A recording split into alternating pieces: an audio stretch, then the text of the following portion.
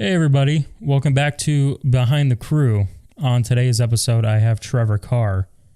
And in today's episode, we discuss a little bit about how he was brought up in the industry by his parents. We discuss a little bit about the added jobs or responsibilities that come with being a freelancer nowadays. And we discuss his opinions on what first and second meal should be on set. Enjoy today's episode.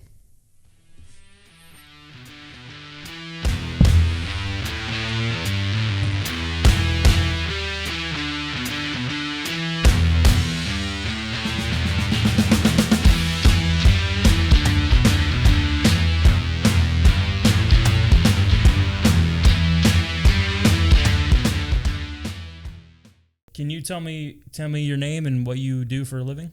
My name's Trevor Carr. I'm a freelance cinematographer and director of photography. Cool. So what does that entail for director of photography, and like what does that mean for everybody that doesn't know? Director of photography is in charge of the camera positions, the looks of the camera, lensing, lighting, and they direct the lighting cues to the gaffer and communicate what the director wants to have his vision. You know, he wants the director of photography translates the director's vision through the camera. Okay, gotcha. So that means the director of photography works with the director and the lighting director to get the writer or the director's vision. Correct. Okay. So what do you do when you're on set then as a DP? I mean, what are you working on usually when you get asked to hop on a job? When I get asked to hop on a job, I'm often in charge of setting up the lights and creating the look that's on set, the overall tone, and the type of camera movement that we'll have. If I'm going to be, doing it handheld, if I'm going to be holding it in my hands, if I'm going to be putting it on my shoulder, if I'm going to be on sticks, those are kind of things that I'll predicate and kind of translate what the director is talking about. If he wants something smooth, then of course we'll have to have some sort of stabilizer. If you want something jarring, you use the handheld, but those are the decisions that I would make versus someone telling me how to move the camera. Okay, and when you're planning something like this, I mean, it doesn't take you're on set and you're just thinking about all this, right? It takes a couple weeks to prepare and Yeah. When given the opportunity to, it's best to have a game plan, a storyboard, and a shot list, and that really helps when you're on set to mitigate time and to mitigate problems so you're on time, but it really helps you to know what the specific looks are for every single frame, and it's best to have a shot list and a storyboard. Oftentimes we don't get the luxury of that. Yeah. A lot of jobs are just go. That's been like every job that I've ever been on is just hurry up, go, go, go, go. And you feel like there's a lot of planning involved during the pre-production, but then when you're on set, it's just go, go, go, go, go, even though you've had this sit down with everybody and each department, and you went through all of everything that you need, and you're still, at the end of the day, when you get to day one or day two or whatever, you're still running around like a chicken with your head cut off. Yeah, and that to me is the most annoying part. You end up having a script, but you throw it away because there's time constraints, there's multiple creative constraints. Someone is on set saying we should do this, we should do that, and oftentimes what you visualize isn't what it actually is on set.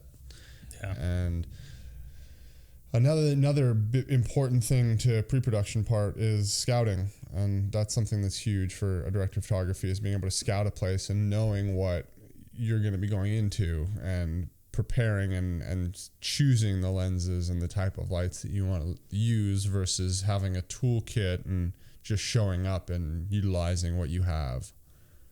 Yeah, the location part is the most important part, and knowing a little bit, because I do this too. You got, and you don't get the chance to it's very rare that you do get the chance, but you should always, check back on that. If that's the location you want, you got to check back in different times of the day to make sure, what the lighting looks like on that time, or the audio. Yeah, there's even apps that you can download to check the sun tracker, sun seeker, and you'll know the angle of the sun, so you can better judge and plan for your lighting scheme. Yeah, that makes. I forgot which one I had, but mine kept breaking. But there's a couple apps that I know that my buddies use that do that, and they work really well. They even have one for like moon tracking. Yeah. Which is pretty cool. I mean, it's not relevant to the thing, but they also have that if you get like a pro version or whatever. So did you do anything before this type like line of work, like before production and camera involved at all? Honestly, I kind of just jumped into this when I was 19 years old, and this type of world and this industry is all that I really know. When I was a child, I wanted to be a police officer. And, just like every little boy wants to be a hero. So I idolized that until I grew up and realized there was a little more red tape to it than just, running in and saving people and running around with the sirens and lights. But my father was in this industry, and my mom was kind of an actress as well growing up. So I was around it to some extent, but I was never exposed to the creative side of filmmaking. Or television, music videos, whichever it is that we end up working on. But I started off in reality TV and just watched it all and didn't really have an idea what I wanted to do for 6 or 7 years until I picked up a camera and realized, I had a talent for finding shots and understanding angles and light, and just kind of all fell together after years of working in the industry and learning and watching. It's funny that you say that, because you when you were 19 and you started pretty young, in my opinion. I mean, I started when I was 16, but I was doing jobs that weren't getting paid.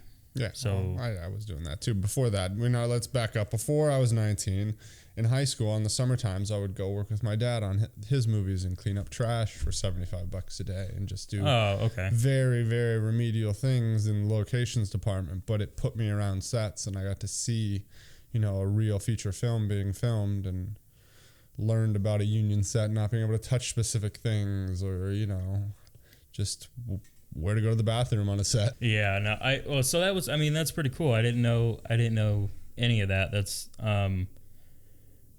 so you were basically, you were a PA before working on your dad's sets then. Yeah. And then when you turned 19, did you continue to be a PA? Yeah, I applied on Craigslist to America's Next Top Model. And I was a PA for 6 or 7 years. Just kind of went with every department. And in Vegas, it was kind of hard to find your identity if you didn't go to film school, I felt, because... Well, at least for me, because I just took it as a job, and I realized this was a really fun job. Yeah. That gave you 12 hours of work. Not many places were going to give you 12 hours of work every day. So. No, they're not.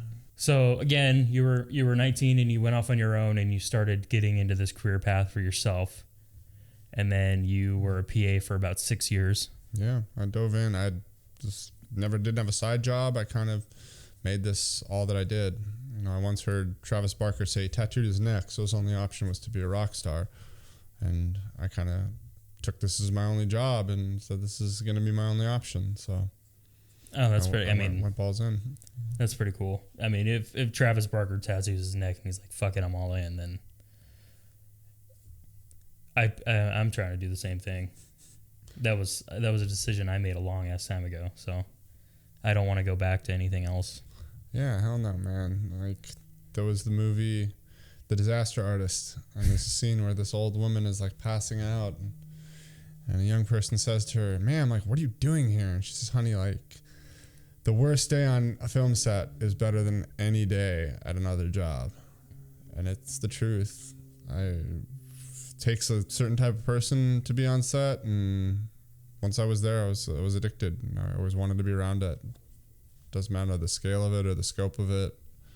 Something small, something big. It's all fun and an adventure and a challenge. So that is true. I don't want to be anywhere else either.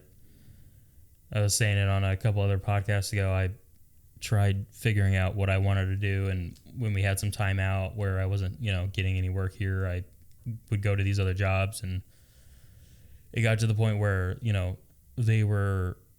my bosses at the time were telling me like what I couldn't wear, or what I couldn't do with my hair or the piercings or the tattoos. And then it got to, just not being yourself at work. And then, with the whole breaks and the lunch hour and the everything, it was irritating. I was like, what the fuck is going on? Like, I don't like this. I'm a big eater. And once I discovered that there's a snack station. Yeah. And they give you lunches and breakfasts and dinners, and it's not that you're encouraged to be eating the whole time, but you could definitely get away with it sometimes. Yeah. And I'm always has to have a snack on you, and you're taken care of, and no matter how hard it can be or long hours, there's certain checks and balances within it, and it's a really awesome spot to be. I enjoy filmmaking and commercial work and just the whole industry as a whole for the most part. There's maybe some arrogance and egos, but yeah, just overall, a little bit. Overall, it's fun. And like you said, the judgment is not there. You're more encouraged to be unique in this industry, which is one of the really rad things about it. You can be a producer or a director and dress like a total weirdo. Yeah. And it's fully accepted.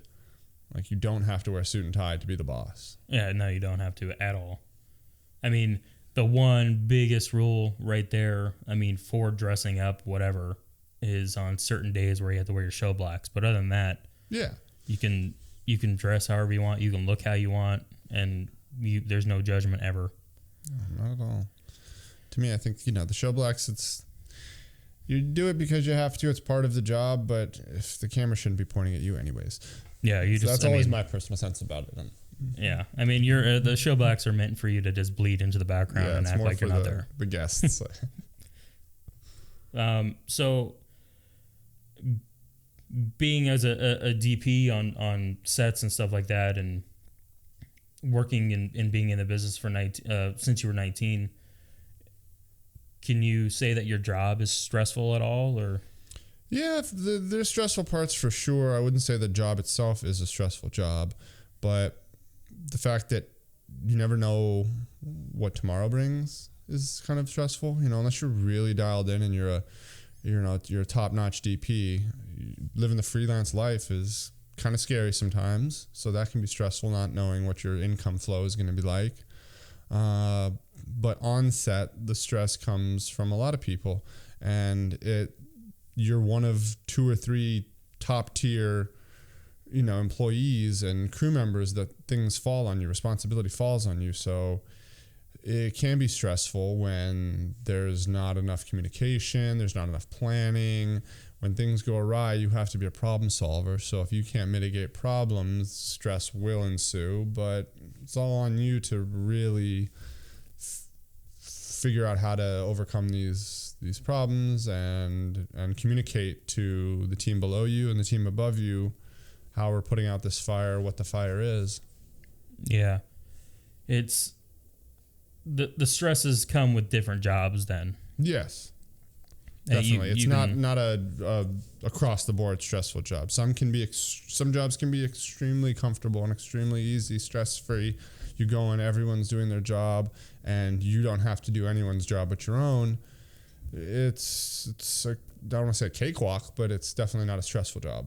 Yeah, because I've learned that too on certain sets where, one time I'll get hired as an AC and it's literally all I'll do is AC work, and I'm like, holy shit, I'm actually just ACing. And then there's another job where I'll get called up and they're like, can you be an AC for us? And I'm like, sure. And then I get there and it's like, oh, you're going to media manage too. And you got to make sure you bring your own laptop. We forgot to say that. And then you're just going to help them with setting up all the lights, even though we have lighting department here. You're going to do that too. And then you're just going to help and make sure the DP has everything he needs. And I'm like, oh, so the last part is the job I got hired on. Okay. All right, I get it. And then sometimes, living in Vegas, you don't get I mean, there's quite a bit of work out here, but it's not as much as, LA or New York. So like some of those jobs, you do have to eat it and take it. Mm-hmm. And just our structure in the sense that the teams that come out here usually are skeleton crews or just a producer, a shooter, and they need someone that can do multiple jobs because they don't have the capacity to have all of those specific job titles. And that's where we're kind of this like ugly stepchild of filmmaking, because LA and New York definitely dominate in the sense that there's always full crews on most all productions. There's like rules and stuff. We kind of skate by it sometimes, and ebb and flow of the different levels of production. There's so many levels to it here, and the rules kind of don't always trickle down. You'll work on a feature film and then you'll work on some corporate shoot, and they kind of are completely different, workflows and environments, so that you can't really say there's no like general statements or broad statements, I think, with what we do, unless you really make yourself specific. And that's one of the things that in Vegas here, I kind of find that you have to ebb and flow and be willing to work on all these different jobs, because we're hungry and we want to pay our bills, and there's not enough of one specific type of work for everyone to be getting. There's definitely some people that have their niche out here, and kudos to them for that, but I don't think that there's enough niche work to be going around for everyone, that we do have to find ourselves working these different categories of filmmaking. Yeah, there's it. I mean, and again, and it's not like, you're not really complaining about going into the different roles when you have your set role that you were hired on for, but it's just the monotony of everybody getting, the people who hire you, and they're usually the production managers. They at a certain point they're almost essentially like getting away with you doing double work or extra work, but I take it as an up, because you're also learning about lighting, you're also learning about framing and direction. Yeah, with the lighting, and then the media managed thing. That's a losing battle. If you're an AC out here, you're gonna have to know how to do that, because that's just now attached to an AC job now. Yeah, and which sucks, because I hate doing it, because that's probably, in my opinion, that's like the most important job there, because if you fuck up the media, it's gone. Yeah, it's gone forever. It should be a dedicated position where somebody's just monitoring it. It should be dedicated. You have to walk away from it to do other work. But being the director of photography, working on all these other roles definitely aids in being a better director, because knowing how all of those work independently, you can then dictate to those individual, crew members on how to get the message across, how to translate the vision of the director, how to set up the lights and work with the camera system. I'm just rambling right now, so no. I mean, I personally get what you mean, but it's essentially it's a huge dance where everybody needs to know what needs to happen next, and then once the DP and the lighting director and the director get together, they can teach everybody to dance. Yeah, no, and it's definitely a dance, and then being able to know all of the steps in that dance is essentially what you want to do. Yeah. But running a set, like you said, sometimes we have these skeleton crews, so the DP is in charge of all the photography and everything that goes with it. So it is the grippage, it's the lighting, it's the camera, it's sometimes the editing as well, because it's the overall vision that he's translating and creating for the director and the writer, and it's fun and it's challenging. Yeah, I mean, I don't like editing, but yeah, me neither. I do it too, and it's just, I think when you get in, because of living here as well, being a freelancer, you kind of fall into everything. Yeah, I've kind of been pushing it off as much as I can, because it's something I don't want to do. I've never been a homework kind of guy, And to me, sitting at the computer, unless it's something that I have a passion for, it's a vision that I have in my head, editing has always been hard. Yeah. It's like pulling teeth for me for a client, you know. Well, what music do you want? Well, I don't know. It's just very subjective. So when there's, especially with corporate people, there's like a whole team, 5, 6, 7 people looking at this edit saying, I like this, I want this. Oh, what about this song? What about that cut? And then it gets to be a nightmare sometimes. And that's why I've kind of stepped back from being that editor, because revision after revision after revision, just, I'm not one for that type of monotony. You know, I'll do take after take after take, but that's a little bit different. It's a little more active and you're in the field and it's just a completely different world. I'm not one for the, you know, metaverse, if you will. Yeah, you can be behind the camera and take 6 or 7 takes or whatever, but being at an editing bay is a lot different than shooting 6 or 7 takes, because you had to sit there and look at every minuscule little thing that happens and just keep cutting back and going back on it. So I understand. I agree. And part of it is, like I said earlier, it's fun. I consider what we do fun. And when you are taken out of the fun element, which is like being in the field to me, then it's no longer fun.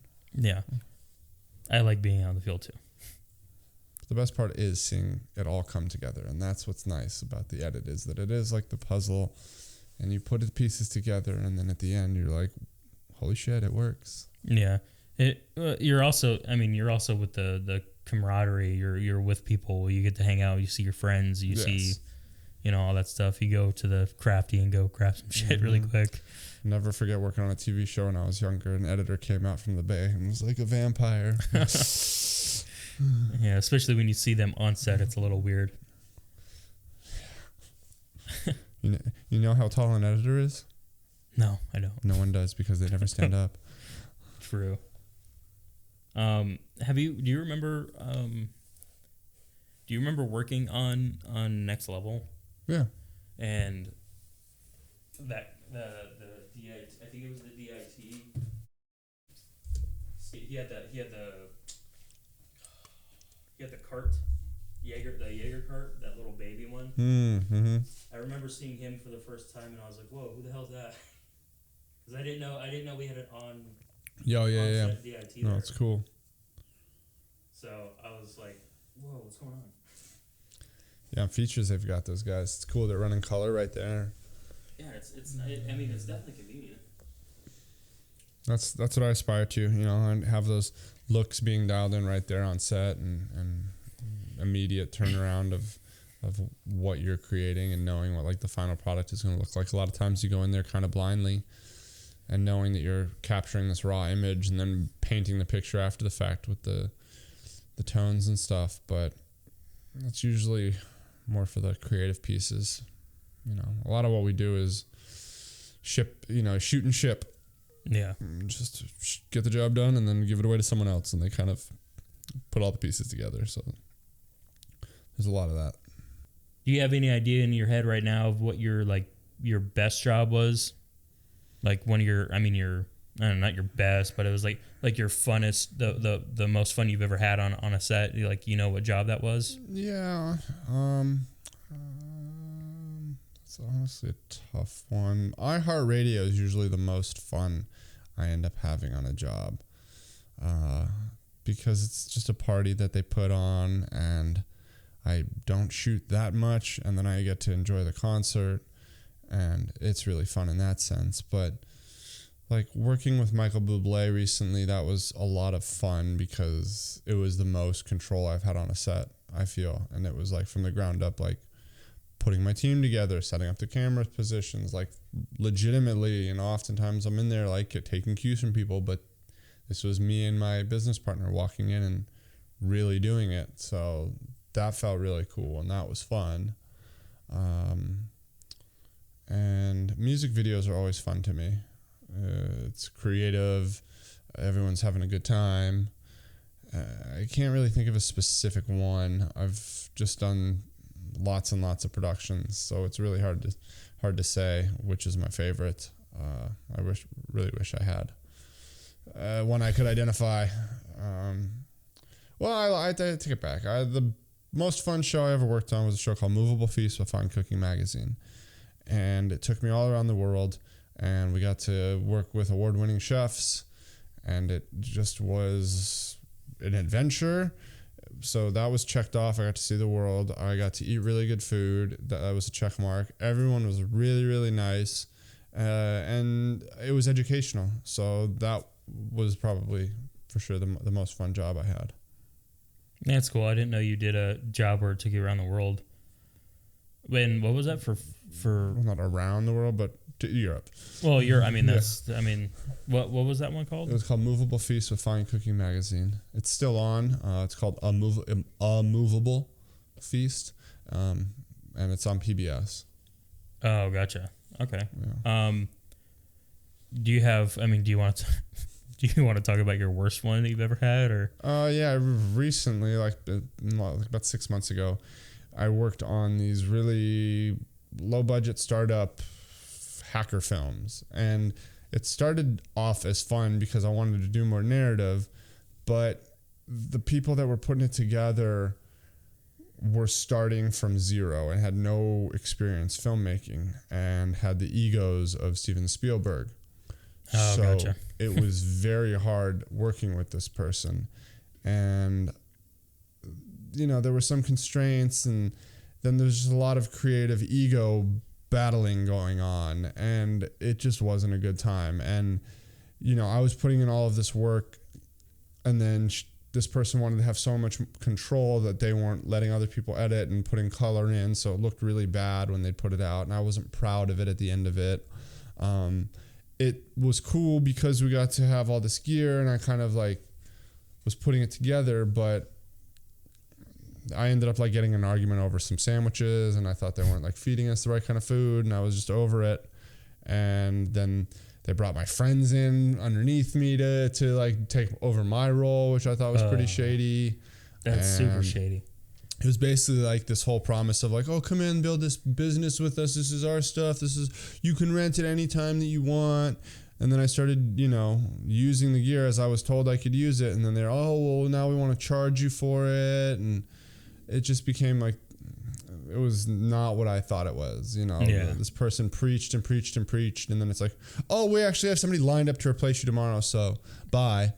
I'm oh, so we're not as cool as I thought we were. So yeah. Fuck all this. You're our DP. It was just a lot of talking, and I don't know. That was probably the least fun overall. And then there were some jobs that take you out to the desert, and you're just in the middle of freaking nowhere, and that's no fun. Sometimes it can be a blast. Most of the time, it can be a blast. Some of it does suck, especially the desert shots that we usually have to do out here because we live here. Yeah, I think I got into more of that when I was a PA. I ended up on crazier jobs where the weather was very inclement, or I'd be, I'll never forget working on Sons of Guns as a PA. I had this really cool white jacket I was wearing. Don't wear white on set. And I was cleaning up an art department, and I threw this can of paint into the trash, and it just kicked back at me. Splattered all over my face and all over the jacket, and that was pretty lame. Never got really sick or got hurt on any set, so that's good.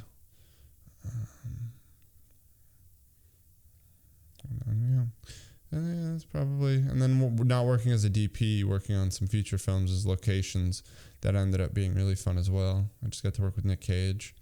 That was a blast. That's cool. To do a lot of car stuff, lots of stunts. We burned cars and blew stuff up and played with guns and police cars. So that was really rad. Yeah, that sounds fun. See, there's the fun side of it too. Yeah, being out here. Yeah, no, definitely in Vegas, you get to see all kinds of stuff, and that's one of the things I'm torn about Vegas is that growing up, it was definitely a great exposure to every type of production. Yeah. And now that I'm older, I'm torn about going to LA because I feel so much originates out of there, and I feel that the career could go further, but I just like our lifestyle here and the city more so than I do California. It's just falling apart. I happen to agree with you on that one. Which bums me out. I wanted to. It sucks being a freelancer out here working because you're not constantly working. I see my friends out there constantly working on badass sets, like big real sets. Exactly. And here I am, like, filming, corporate conventions and shit. But here's the kicker is that it's paying the same daily rate, if not more. And sometimes I'm doing, like, I'm chilling, and I'm just, like, eating every couple hours. I'm indoors. I'm not holding the camera for hours. I'm, like, cheating the game to some extent. And a little bit, yeah. And I'm like, damn, I should be, like, grinding on a set, doing more work. And I like to, like, put in the work sometimes. And most of the time I like to put in the work. I don't really like to just sit on my ass.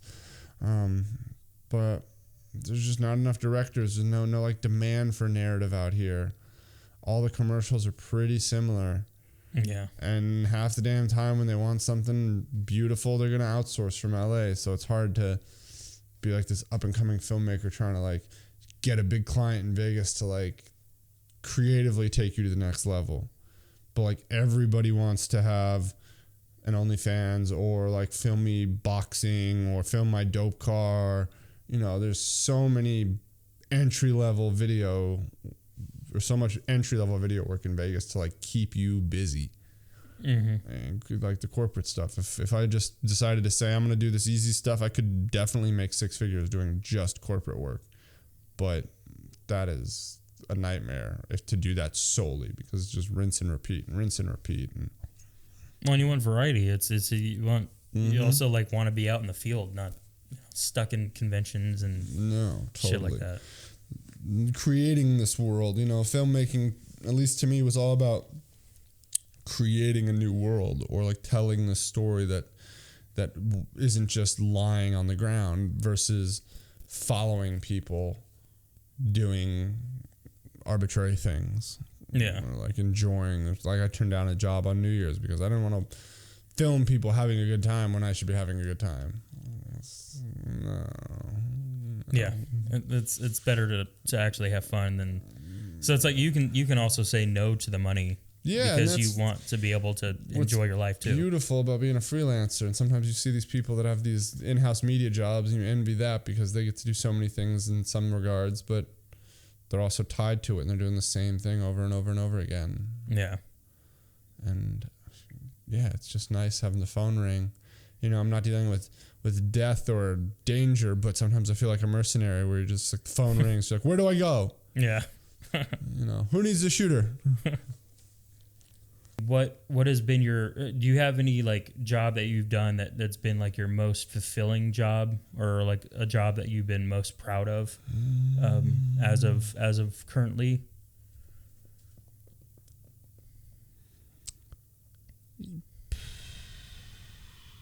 Yeah, I would say that there's not that I'm, like, big into gospel or faith or anything like that, but I recently shot a music video for a band called Kane, and the overall message was really good. I'm so blessed. So that was a really nice thing to put out into the world.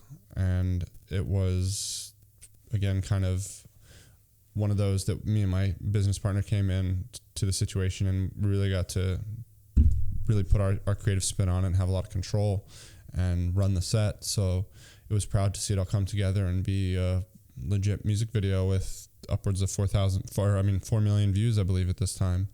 So oh, wow. That's really, really, really stoked on that. But I want to, like, to me, filmmaking, or the films that really touch me, are the films that tell you about someone else's life, like, take you on this wild adventure, but the story takes place next door, be it dramatic or a comedy. I like Simple Tales, A24, something that they make, something thought-provoking, something that brings a tear to your eye, or, like, shows you something in the world that you didn't really realize. Movies like Coda about the way that someone deals with living with deaf parents, something that you or I have never, I don't know about your life, but something I've never dealt with, and then you just don't understand their struggle. Or like the movie The Whale, you don't understand the footsteps of someone who weighs 600 pounds, and, like, we're all humans and have the same brain, but there's all these other tales to be told. And, like, I think it's like the human spirit or the human form. I forget exactly what it's called, but like stories like that, that's what I want to be doing. And to me, that's fulfilling. Is like if I can make someone feel, then I feel, or then I'm fulfilled. You know? Yeah. Making someone feel something from my work. And, reading these comments, they're from people who are into that religious stuff. So they're more akin to it, but they're being touched by it. They're being motivated by it. So to me, that is very fulfilling. And I'm proud of doing that. And you can you see that one? You can see that on YouTube? Yeah, or? yeah. Okay. CAIN, Cain. I'm so blessed. Yeah, I'll have to check that out. Yeah. And I still haven't seen The Whale either. I really want to see it. I think everything that A24 has been doing has been...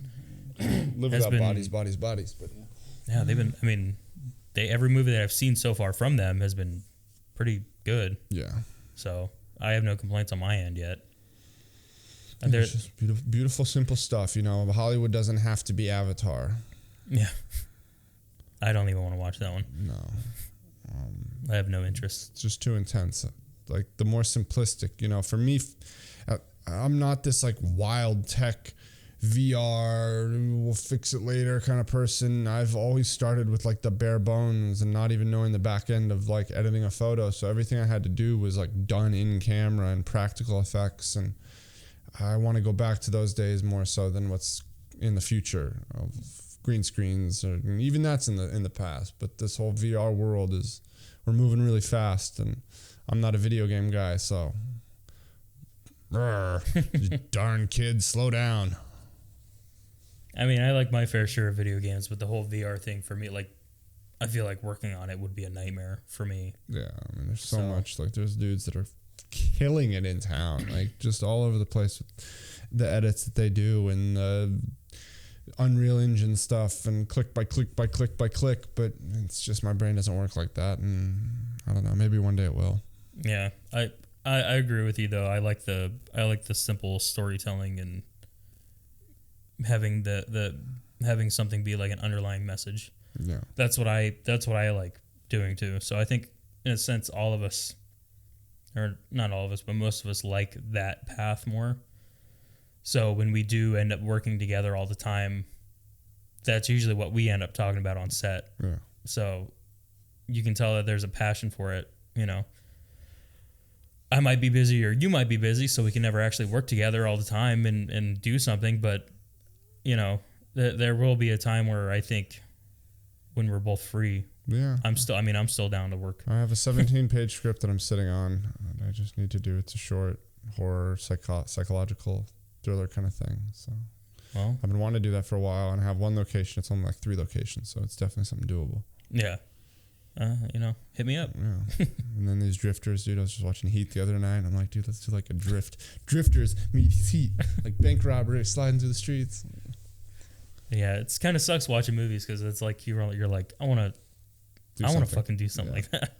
But that's the hardest part for me, and my biggest struggle as a filmmaker in town has been finding my tribe, and because it takes a team. And the people that I've found that are filmmakers that are actually making films aren't in this industry regularly. Like they do something else and then they make movies on the side. So it's kind of like and then which is like this oxymoronical dichotomy to me, is that these people sometimes who aren't working like the day in, day out on sets that we do, have like a more creative sense of being able to like tell this movie or this short. But I love that too. And I just want to find more like-minded individuals to like actually put it together. Cause that's the other hard part, is that like you go on set and you befriend a camera guy and then all your friends all do the same thing.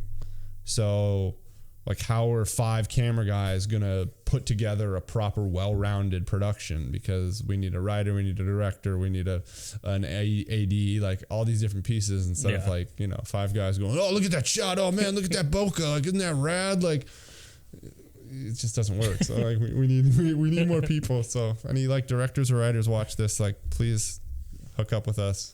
Yeah, hit them up. So you're talking a little bit about trying to get a production company. Do you have a production company of your own, or like a studio? I've got a production company called the Image Corporation, LLC. It's 50-50 owned with my partner, who's based out of Nashville. And we shoot mainly documentary style music content, music videos, and higher end corporate event stuff. Not like event recap, but if your corporation is having a convention and you need like interviews and, you know, high end stuff, we'll cover that. But we're not trying to do like reality or weddings or anything like that. Mainly music and commercial is what we're going after, and honing our website to be and our reel to be. And this past year, you know, I started at the beginning of the year, and we had a really good track record of names this year. Worked with one of Beyonce's artists, produced a video for her, worked with Michael Bublé and Bryan Adams right out of the gate, and that was a great start to the year. And just everything's been EDC. We're going to finish, well, I guess it's a new year now, but we're going to be with Shaq doing something at the Super Bowl at Shaq's house. Oh, that's cool. And that'll be really rad. And yeah, we're just trying to do as much as we can. It's a small production company, but we know lots of people and put all the pieces together, and it's just a lot of experience, you know, coming together. Yeah, meshed together. Yeah. So we're not a full all-inclusive in-house production company under one roof, but we outsource and we know the people, and, you know, we have a name and an LLC. So if you need to, you know, have your 40% or whatever it is rebate in Nevada right now, Nevada LLC. So yeah, as of right now. Yeah. You were talking a little bit ago about you're a big food guy. You're kind of like a foodie on set. Oh, yeah. Where, you know, have you, in your opinion, what do you think the food type or just food in general should be on your first meal? Like, because you know the rule of the first meal, and then you have the second meal, and the second meal is usually pizza or something like that. Do you have, in your own opinion, do you have like your own thoughts on what the first and second meal should be, or you just second meal synonymously is always acceptable as like a quicker, more fast food type meal. For me, first meal always has to be closer to like a home cooked meal, where there's options, where it's the square meal where you get a vegetable, the starch, you know, you've got an option for a protein if it's chicken or fish, or if you're a vegetarian, you know, you've got some fake meat or, you know, some bean dish or something that's given to you as an option, because the first meal should definitely be something hearty. And it's usually, well, it's always, you're given an X amount of time for it, and you usually get to take that time. But second meal is often on the run, quick, and most people are wanting to go home at that point in time, but due to rules and laws, the meal has to be provided. So you're working late, it's 11 o'clock. Do you want to have pizza? No. But do you want to go home hungry? No.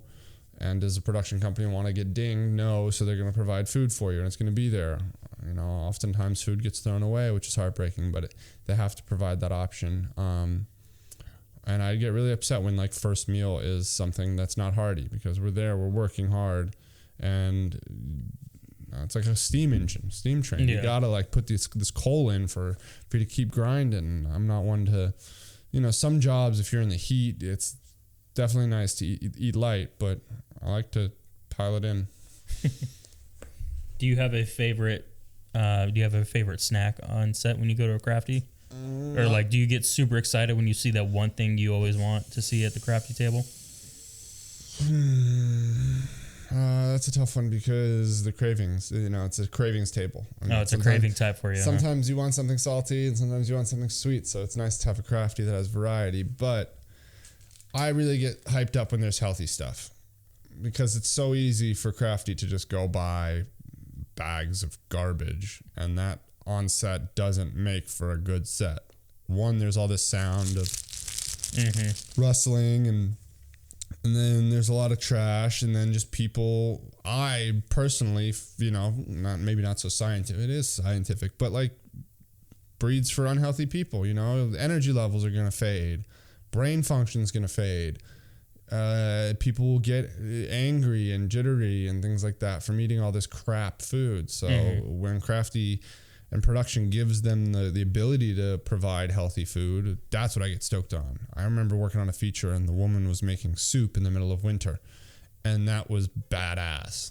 Not only was it good soup, but it like brought up the morale. We were cold, you know, we got to be warmed up, and it was hearty and healthy, and that's really what I get stoked on is like a vegetable cup with some ranch dressing or something like that. And, you know, just a little bit of time and something that you really want to be eating and not just, what bag of chips am I going to eat next? Yeah, the same 5 bags that you always see on set. Yeah. Like I could definitely go without seeing potato chips, Nature's Valley protein peanut bar, and what is it, the fruit snacks from Welch's. Oh, the Welch's. Yeah. I mean, they're good, but you can only eat so many.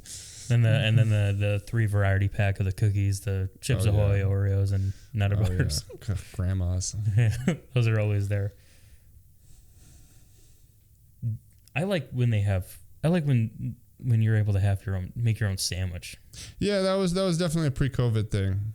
Yeah, definitely. I've been on sets recently, like the top Next Level Chef, and this was the most awkward, and I didn't even want to go there anymore. Oh, when you had to ask the craft service person to give you your snack, because I ate a lot, and I just keep going back, and I'm like, hey man, can you hand me this? Can you hand me that? Like, I know that we're technically, like, from a production standpoint, there's a price per head, and I fuck that shit up all the time. Like, I'm eating well above my price per head point, and production, you're going to be mad at me, but there's always leftover stuff, and we always end up taking stuff home, so I'm helping. Yeah, it doesn't, I mean, it doesn't always go to waste. They usually, if like the main set is not from Vegas, like they're from LA or from Georgia or something like that or whatever, and they bring Crafty, or they get all this stuff, and then they're at the end of the job, they fly back, they usually end up giving the locals all of it. One time worked on a production where the producer filled her suitcase back up with Crafty and took it on the airplane with her. Holy shit, I've never seen that. Yeah. She was new and was, was like, I don't want them to get mad. I wasted it. PC. Well, you can always give it to the local people. Yeah. No, and then I've had jobs where there was like the live shows where I would pull my car around and fill it to the very brim with sponsored items. Mm-hmm. Like, there was a Hubert's lemonade. I've had cases on cases. I'll never forget it. Thank you, America's Got Talent. Got so much cool shit from you guys. Let's make a deal. So much free shit. Trying to remember what I've had. I mean, for sure for me, I got a shit ton of things from Hell's Kitchen and Next Level Chef. And then when I was a PA on Ultimate Fighter, I got a shitload of things. Yes. But I got fired on America's, what was it? One of those kitchen shows, Master Chef. Right before the very end, I got let go for free thinking. And then I missed out on all these like pots and pans that got given away, and that was a bummer. Yeah. Like, that would have been really cool, considering excuse me, I like to cook, and that really bummed me out that I missed out on all the Calphalon. I don't know. I enjoy cooking a lot, and it was weird because it was like 2 or 3 months before I even knew Hell's Kitchen was coming here. I was watching every single season of Hell's Kitchen from season 1, episode 1 to whatever they have on Hulu. Positive my roommate was doing the same thing, so I was piggybacking watching it too, and I remember saying like, guys, guess what I worked on?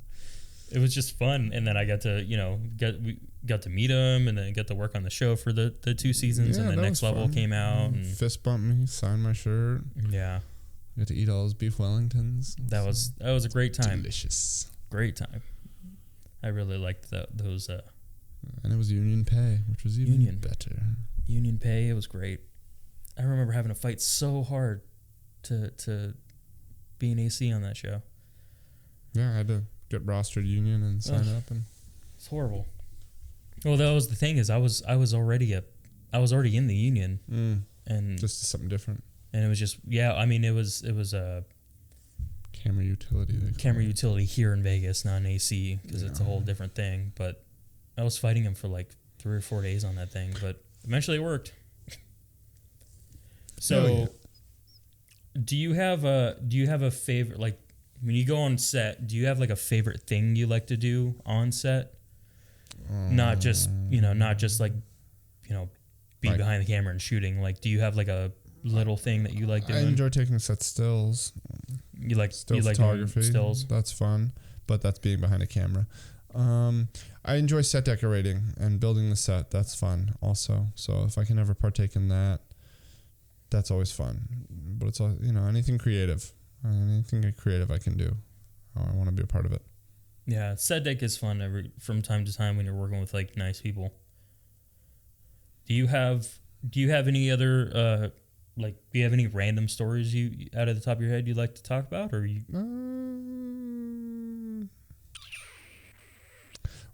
I worked on a Sean Paul music video one time, and I'll never forget driving him around all night as they're smoking all this weed, and then I drop them off at the airport, and they just like hand over all this weed to me, and it's 7 a.m, and I'm not stoned or anything, but I'm just destroyed from being up all night. And I remember turning the van and telling the dude, like, dude, this I know this reeks, but it's not for me. Please don't like ding me or anything. Like, I'm not DUI, I swear.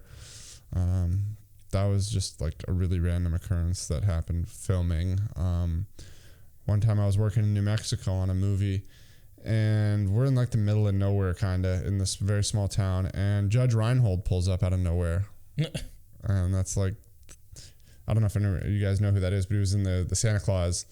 Yeah, he was the stepdad. Yeah, Lloyd. I think. No, what was his name? Totally forgot his name, but I do remember him being the stepdad. The sweater stepdad, and that was really random. That was an industry random thing. I used to work on. It's just I don't know. It's all random. That's the thing. Like the whole thing is random. So it's really hard to say which one is specifically random. I worked on a tattoo cover-up show that was all just random shit. One day you'd see some dude's ass with a giant eagle tattooed across it, or some chick's titties, or it's Vegas. Thankfully, I haven't really shot porn, a little bit here and there, but it's not like a big thing. And that's always, I don't know, random. I like to throw that question in there every once in a while. Just recently I had to play mediator between our transportation captain, who was talking shit to a crackhead on Boulder City, and it was like Jerry Springer. They were just yelling back and forth, and then I'm on the phone with the police department. She's like, tell him to stop saying mean things, like stop instigating her, and like there I am playing mediator. Completely not my job, and that was very, very random. It's just it's one of the few things that I think is in everybody's head working in this type of field. Is you work on so many jobs, you kind of forget a lot of things that you've done, and the memories that you want to keep, they kind of go away because you have so many you have to sit down and actually think about it. Yeah, it's like every week, like last week I was with VW seeing the reveal of a brand new car at CES, and an hour ago I was drifting in some random dude's car going 90 miles an hour around a corner, and it's just all for capturing a cool shot. Yeah, it's a huge adventure. Definitely. You never know what you're going to get into. Yeah, so it's fully random and pretty relentless. Do you, coming up on the last couple bit of questions here, do you have any advice for someone starting out in general, like, or trying to become an operator? Yeah, that's at the bottom or something like that? Always look for opportunities where positions need to be filled and problems need to be solved. Never be afraid to shoot your shot. If you see an opportunity that they need a shooter, show, if you have any footage, show them what you've done before. Find a time at lunch to talk to someone. Ask a lot of questions. The best thing you can do is ask questions. What does that do? How does that work? Why are you using that? Then eventually someone's going to need that role to be filled, and then you're going to have the know-how to step in and do that. And without asking these questions, you'll never know how to solve these problems. And don't be afraid to ask a question. That's a very important thing. Don't ever be afraid to ask a question. And then network, make a lot of friends. Like I was just talking about, having friends that are just camera people causes problems, you know.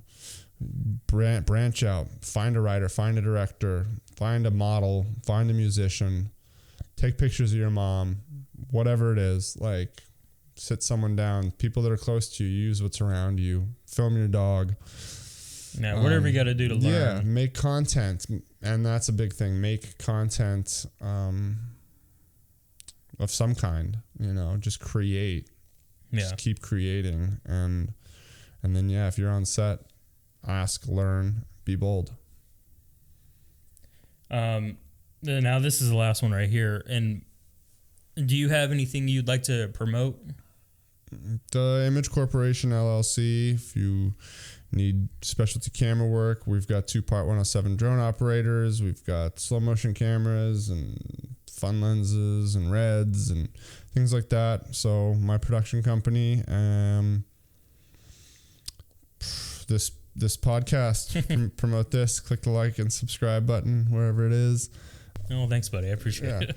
Aside from that, that's all that I rep.